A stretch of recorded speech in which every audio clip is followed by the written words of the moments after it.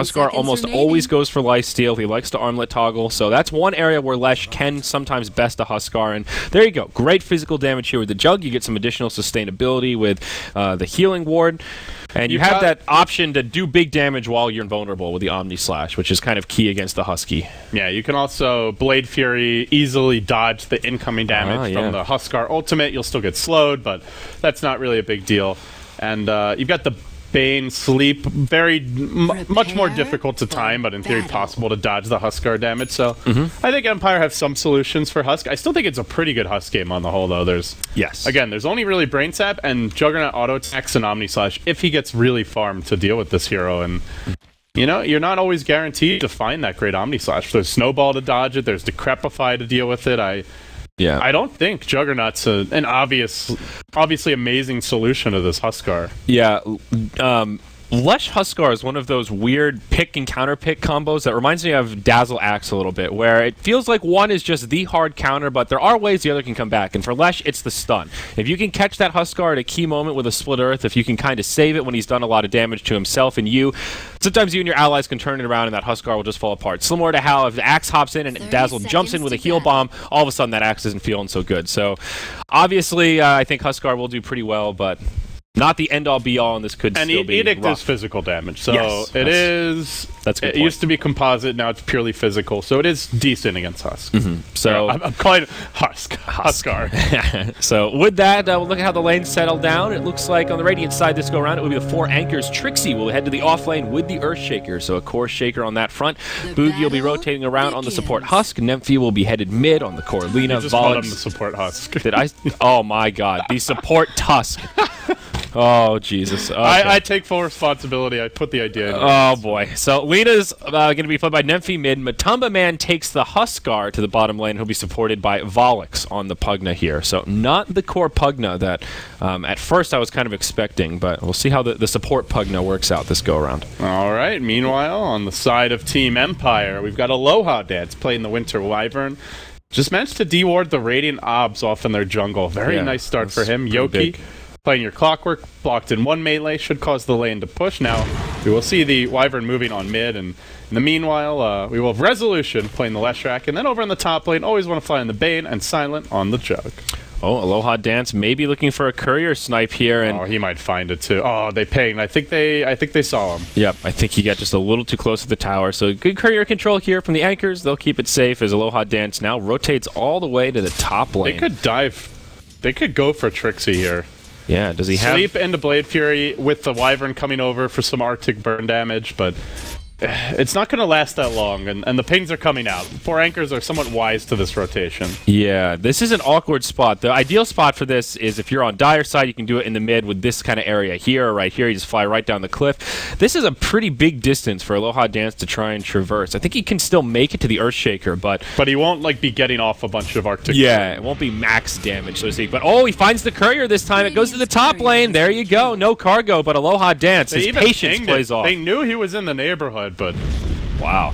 Man, this team just knows how to snipe couriers, huh? They've got the Bounty Hunter to do it, now the Arctic Bird showcasing its potential. Yeah. Very impressive stuff by the supports of Empire, who don't always get a ton of visibility, but they certainly know how to make plays. And worth noting in the bottom lane, there's been a lot of counter-warding action here. It started with the Dire finding the advantage, taking out the Radiant Observer, then they got down this and took out the Sentry and the Dire Obs. So both sides blind, but this is going to be trouble for the Shaker. Silent lining up with a level 1 Blade Fury. They'll have the Arctic Burn as the Wyvern flies over the trees, and that is a dead Trixie. First Blood comes out to Silent on the Juggernaut, and this safe lane try proves quite potent. Well, Courier Snipe, First Blood, it's... Not a good start for Trixie. And it's another great start here for Team Empire. They're just getting it done. In fact, because the Courier died, Nemphy on the Lina has to run back to base. This is going to put him at a level deficit here against the Leshrac. They are giving experience to Boogie, so it's not all bad, but you want your mid to be getting this. You really want that Lina to have a quick level 6, try to find a kill on the Lesh before he gets out of control, Instead, Resolution almost a level ahead here already on Nemphy. Yeah, you're exactly right. That's the key thing, especially with Alina. It's all about XP, and any time that you're forced to spend out of lane is just not what your team is going for with a pick like that. But he'll start to recover here. Looking at the farm, it is very even, 16 to 16, as Resolution and Nemphy continue to slay creeps here. How's old Yoki doing? Level 3 on the Clockwork, rocking the new Clockwork set. He looks like Optimus Prime here. This is kind of the Steel Crow set. It's kind of a funky looking set here, but having a pretty good time in this off lane so far. I really like the mask, actually. I'm not sure about the It looks rest pretty of cool. I want to see what the cogs look like. That little beak. Yeah, I don't want to prejudge that clock it. Beak. Beak work. Uh-oh, Trixie up top. Man, Aloha, or pardon me, I always want to fly. Just laying in the right clicks. He'll take the Shaker down to about half HP. This Jug is just getting all the space. And they're roaming on him again. Aloha Dance is moving into position. He does get scouted out here by Trixie, and support's inbound. They're bringing 3 heroes to the top room, but Aloha Dance may be able to fly over the trees. Oh, gets stunned by the Lina. Just barely finished off Resolution. Arriving with the snowball, dodges the stun, lets him move in. Don't really have the follow-up to go for anything further here, so it's a bounty route in the end for the Lina. A nice retaliation kill. Still the overall lead in Empire's corner. They're farming a bit better on their cores. And, of course, with the first blood and the courier snipe, you're bound to have a bit of an advantage. Yep, most definitely.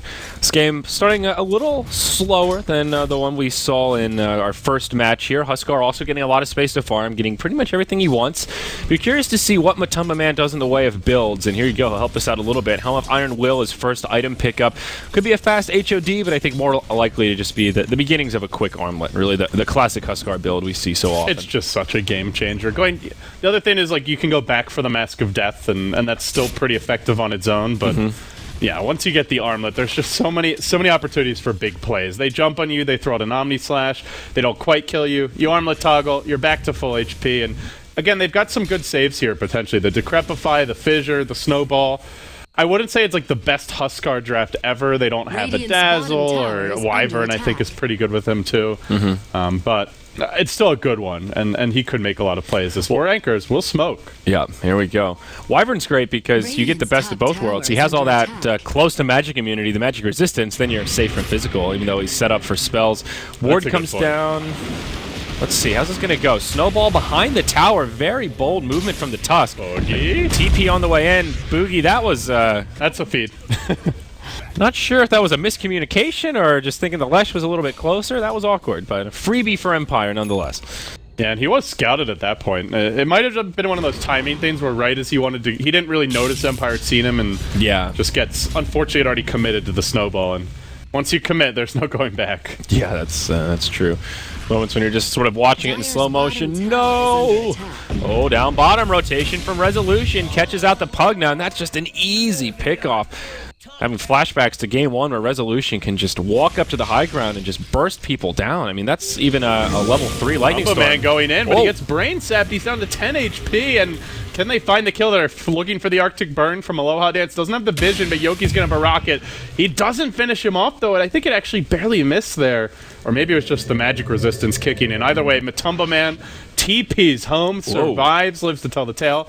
And while this is happening, 4 Anchors, they do find the Empire jungle stacks that were being deployed there for the Leshrac. So nice little bountiful pickup going their way. Okay, not bad. Stealing stacks, always a good thing.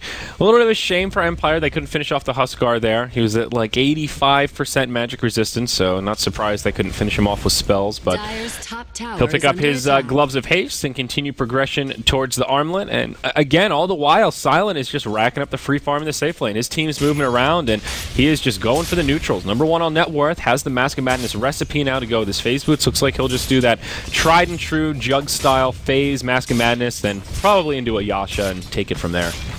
Yeah, it is interesting nowadays to see what build Jugs go for. I think one of the biggest changes to the hero was just the rework of Blade Fury. Blade Fury is not very good at the early levels, and the biggest issue is less the damage and much more so to me the cooldown, where the mana cost gets cheaper. That's nice. The magic damage scales pretty well, but this cooldown at level 1, 42 seconds, is a lot. Meanwhile, in the Radiant jungle, though, big skirmish breaking out. There's your Snowball. They're moving on forward. Valak's is going to join them. They bring in Nemphy as well. They have a Laguna, no mana, though. They'll get him with another stun. Yoki's still not dead. He's tanked through all of it. Finally will fall. Wow. That Golden Break, just level 1 and doing so much work. I mean, it's making some space here. That was 4 heroes killing the clockwork, and that was some extra time, and they were all focused on that. Space for resolution to keep farming this this mid lane and get some momentum there. Trixie will grab a regen rune here at the 8-minute mark in the top spawn. And it looks like Radiant will be able to claim the bounty rune down bottom as Lina heads over. So, not too bad for Trixie. He is definitely behind the clockwork, only level 4. Oh, Empire just smoked, but I think 4 anchors saw this. It looks like they were painting it out with this observer ward. Yeah. Not 100% but sure. Trixie's still hanging around. I thought they were painting it, but I guess they're like, what the hell are you doing, Trixie? We told you to get out, my friend. And he just barely won. Oh, God. Close call. Trixie is living life on the edge there, man. That was... Going back for that one last creep. There will be a rotation now from the Tusk.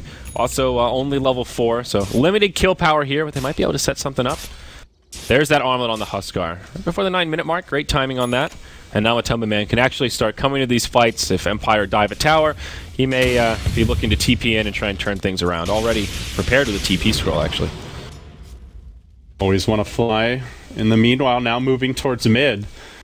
Gonna find Boogie, but doesn't have a Fiend script just yet, and the supports are a little on the low side as far as levels go here for Empire. No level 6 on either. I think they need to prioritize it soon. These are... Juggernaut can move into the jungle, so too can Leshrac to a lesser extent. And you definitely want to be getting that Wyvern and Bane ultimate out at a reasonable clip here, so... That's the big thing I'd like to see from them, and once they have those level 6s, then they can look for some new plays. Alright, Lina making progress towards her Yule's Scepter, presumably with that Staff of Wizardry. A little bit of a slow start for Nemphy. 1-0-1. Been pretty quiet just in the lane. Him and Lesh been just farming it up. You're right, though. These dire supports are rather underleveled. The Wyvern's just now hitting level 4, so they may need to do the old switcheroo here, and yeah, they certainly will. They'll let Aloha dance, take some time in the lane as the Jug now moves into the jungle. Oh, they find Matumba Man. They have a level 2 Brain Sap ready. More importantly, though, great cogs. Bouncing him back. He's just going to dunk forward and... Well, now actually Decrepified, kept alive for some time. He gets up the armlet, starting to go to work here on Silent, but sliced and diced as he attempts to follow up armlet toggle. Meanwhile, Boogie and Valix being pursued. Yoki, no hook shot, fortunately for them. Valix down to 7 HP. He's going to need to TP out here, but Jug's on pursuit, goes for it. Will he get the vision? The Sigil slowing him down. Oh, almost got the auto attack. Still they hunt. They get off the Lesh slow. The stun follow-up. Boogie, Snowball's ready, but nothing good to Snowball too, and now gets melted by Pulse Nova. Oh my. Big kills. Big kills indeed. Jug winning that man fight with the Huskar. Nice decrep to buy the Huskar a little bit of time, but in the end, it's just not enough. And again, this is something that Empire's been doing very well. This go around for ASC, leave Lina mid so you can get some farm, but that under-leveled Winter Wyvern all of a sudden is level 5, getting some farm up in the top lane, while the rest of Empire take this tier 1 tower bottom. They're just so good at doing this 4+1 with the +1 rotating, so there's always somebody that's getting a little bit of recovery farm, making the most out of these side lanes. Yeah, they just put so much pressure in one area of the map that the entire enemy team's like, okay, let's react to this. Let's do something about it. Or they're just not, you know, they're just, even if they're not actually fighting, they're running. You know, they're reacting to it either way. And like you said, they give the supports that space. In this case, in other cases, it's been Silent on his carry, just free farming the safe lane. But somebody gets that extra bit of farm off the map. And with that, Aloha Dance level 5.5 all of a sudden. This guy had just barely hit level 4 a few moments ago. Yeah. Always want to fly just hitting 5, but... And now he's like on even footing with the off-lane Earthshaker here, what Trixie's playing. The Winter Wyvern's out-farming him. They're ahead of the Tusk, they're even with the Pugna. Yeah, they're getting their levels, and that's really what you need on these supports. Yeah, Empire holding on to that 5k net worth lead, 4k experience. This is looking to be a pretty solid mid game for them. Only 7 kills, but... Gigantic rotation top. 4 heroes coming in. Wow, they want this Wyvern. Fissure sets it up, Nemphy will follow up with the LSA, and that'll be an easy pick-off, but we just get to see a Laguna Blade here, and Nemphy just running low on mana for it constantly, it feels like. Yeah, he picked up that staff just so he'd have a little bit of extra int to go around, but here we go, the setup coming in. Lightning from the Lesh doing some decent damage to get things started, and the Anchors will just retreat behind their tower. No mana for a hooker. I think they might have gone for that. If you get a hook into Cogs there, Clockwork probably dies, in fact, almost certainly, but then Leshrac can get 2 or 3 kills very easily. So gonna play it safe here, split push a bit instead. They do a Fiend script now, as well as the Wyvern ultimate. This could be really tough for 4 Anchors to take the fight. Trixie lining up for a decent fissure to try and break this fight up. He actually isolates Silent, but there is a gap in the trees, so he can just kind of rotate about. The Tumbleman's coming in, but he's going to walk right into the Fiend's Grip. If Always Wanna Fly wants to use it, starts with the sleep. Omni slash level 2 is ready. Even through Armlet Toggle, he may end up going down here. The Blade Fury doesn't finish him off. Instead goes on to Boogie. Echo Slam, a futile effort. Empire trucking through 4 anchors. Yeah, the Lesh just does enough damage that even with the Huskar at those low levels, he still caught him with a lightning. It's a 4-0, soon to be 5 is the Jug on the backside. Catches the Pugna, 5-0 in the first real team fight of the game. Empire coming out huge. They'll, of course, grab a tier 2 tower out of this. Or the respawn timers are so short, maybe they'll just do a little bit of damage and have to get the hell out. But they did get the tier 1 before it started, and now they really move into the lead. Silent benefiting so much now with an SNY complete. Yeah, they said the Jug got nerfed, but Silent making it look strong anyway. He's gotten free farm for the early stages of the game, and I just can't believe how fast he was level 11 there. That was just absurd to witness. Yeah. It's almost a level a minute from this guy, and we're 14 minutes in. He's out-leveling his own Leshrac. That's very impressive. Yeah, you know, when he casted that Omni, I was thinking in my head, there's no way he's 11. This seems a little premature. 3 bounces are not going to kill the Huskar, but lo and behold, he just keeps on going, and the Huskar didn't quite finish him, but the Lesh managed to just easily bring him down with the lightning. The end is the same, though. This carry that 4 ASCF put so much farm into did almost nothing that fight. I don't think he did any damage. He just armlet toggled a little bit and then had to run for it. And they don't have like an amazing draft to counter Huskar, but it's decent, and Empire just executes so well in the fights. There hasn't been a fight where Huskar's had a good setup. Like, we haven't seen a nice fissure block into a snowball, you know, Lina stuns somebody, and then Huskar finds a hero and isolates them. He's the one who gets slept to start that fight. He's the one on the run, and that's just not where Huskar excels. He excels when he's finding 1v1s, which he almost always wins, or when his team's setting him up to do damage. But in this case, he's the one getting controlled and just dealt with. Well, now the full Bloodstone comes out for Leshrac. 15 minutes in, pretty solid timing there. He'll fill up his bottle, is down bottom. There's Omni Slash, but he does have the armlet. This could be a kill. Silent, just Blade Fury TP. Good recognition and no way to stop it. Yep, saves it for another day. Really good heads-up call there, and he'll be able to pick up his Sanjin Yasha. So needed to head back to the base anyway. Rendezvous with his next item. Always Want to Fly. He's walking into the danger zone here. Sees the creeps moving around. There's a Fiend's Grip. He's spotted by a Radiant Observer Ward right now. But they don't quite have the numbers to go in. I think they're just looking for this Lina Yules to set up some easy fights. The Tusk will ball forward onto Yoki. The Ice Shard's actually blocking his team away. Now the stun coming out. Because of this, they can't finish off Yoki. And now Nemphy's been slept up. There's no way for Tusk to cancel it. Finally, the fissure comes in from Trixie, but Empire just outplaying them dramatically in the fights. Now the Cold Embrace onto Yoki, keeping him alive. 3 heroes at about 10 to 25% HP. It's 4-0. Can you say outplayed? Winter Wyvern doing so much in that exchange. A beautiful ultimate to turn things around, keep the Lina locked in place, the Tusk as well, and then the Cold Embrace. Oh my, now Matumba Man. It's a 5-0. Easiest kill of Silent's life as he now moves towards a Shadow Blade. And he's going to be getting a Silver Edge, and Silver Edge just ruins Huskar. At that point, he's squishy as hell. It's where you really need a BKB. That is, there are a couple heroes that are just completely countered by that. I believe Void, it removes Backtrack as well as Bash. Like, Void is very hard countered by Silver Edge as well. There's a couple others, and Huskar, he's really high on the chart. It makes him from, hey, I'm almost immune to magic, to, oh yeah, I'm just a regular old troll with 3 fingers. Yoki maybe in some trouble here, has his Blade Mail turned on, getting regened up from that healing ward, takes a Laguna Blade, but it's actually not enough for the kill. The snowball goes the other way, and he gets put inside of the Ice Cube. He will die to the Ice Shards. Ice on Ice action secures the kill. They'll also bring down Always Want to Fly, but it comes at a cost. Both of the supports for the anchors get blown up. A 2-for-2 trade.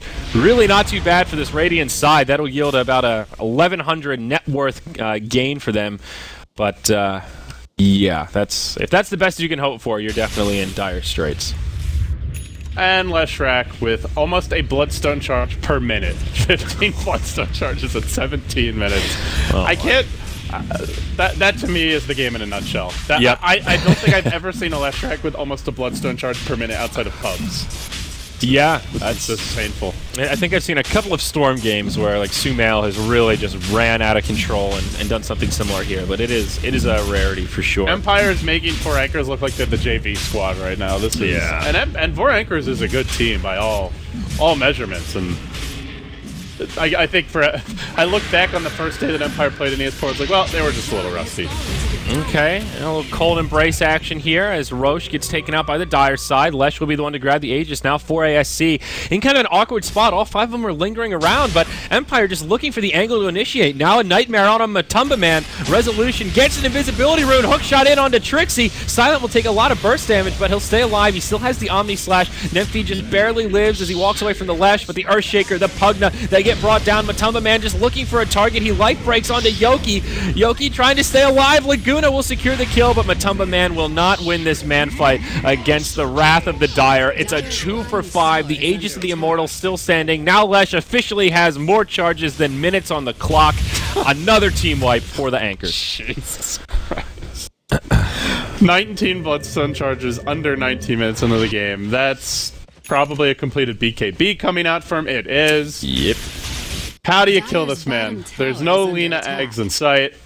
The Huskar is not really physical damage. At this stage of the game, it's the Burning Spears, it's the Life Break, it's magic damage. The Armlet's okay in the physical damage department, but it's not going to be enough. They're just not going to be killing this Leshrac. Yeah.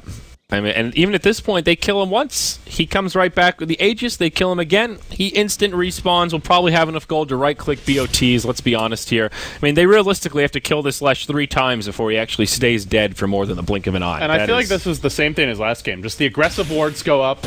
They have them now in the chokehold. Resolution is just running in solo. I mean, why not? Look at this. Somewhere in the neighborhood. Yoki's looking for a hookshot, perhaps. Throws out a rocket. He gets 1 kill. He's running onto Matumba Man. He's fighting him through the Berserker's blood and coming out on top, but he's run out of mana here nearly. That could be a bit of an issue. Is Resolution finally going to die? He's got the Bloodstone deny as well as the Aegis, so he's basically got 3 lives here. He's glimmered back towards safety. They have a Bane ultimate available in 1 second time, and now it's ready to go. Matumba Man, good luck not dying here. The curse comes out. Silent's going to hack a slash him to death. They don't even need the Fiend's Grip. Now they'll use it on Nymphy.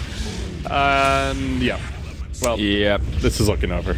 This is a perfect game from Resolution, dare I say. 10-0 and 8, and that play right there just speaks to his level of confidence and prowess. He just charges in, BKB on, solos the Tusk, and takes the attention of basically the entire Radiant side to set up for the rest of his team to come in. Courier! Quick feed. Dead. There you go. 3 Courier kills in 2 games now for Empire. Very nice. Buffing up those stats. Now Boogie goes in. Walrus Punch and always want to fly, but the Ice Cube is there. They'll turn it around on the Tusk. Lina falls in a matter of seconds as well, and this looks like the beginning of the end here for the 4 Anchors. Trixie will come in with an Echo Slam, gets a kill on Always Want to Fly, but of course he has to pay with his life. He will head right back to the grave as Volix, the lone defender here, will do what little he can with his Nether Ward. Now the dunk, but a not well-timed Cold Embrace to keep himself alive. Aloha Dance will survive. Now they turn on Matumba Man. They beat him down. Leshrac will fall, but still has the Aegis, still has the Bloodstone deny, and GG. Well played. Empire are moving forward as the #1 seed in Group B. The joint Virtus Pro. It's CIS domination here in the Esportal. 26 Bloodstone charges in 21 minutes. I wonder if that's some kind of a record in a professional game, you know, a top-tier matchup. We've got a stats man here working production. Maybe he'll try and do a little research. I don't know how easy that stat is to look up. Sometimes I feel... Bloodstone charges? Per minute. Bloodstone charges per minute. I don't think that Dota keeps track of Bloodstone charges, actually. They should. That's like how hard is your rear end getting reamed right now? Yeah, when you look at the end of the game, there's no pop-up of how many charges it had, so that is a weird stat.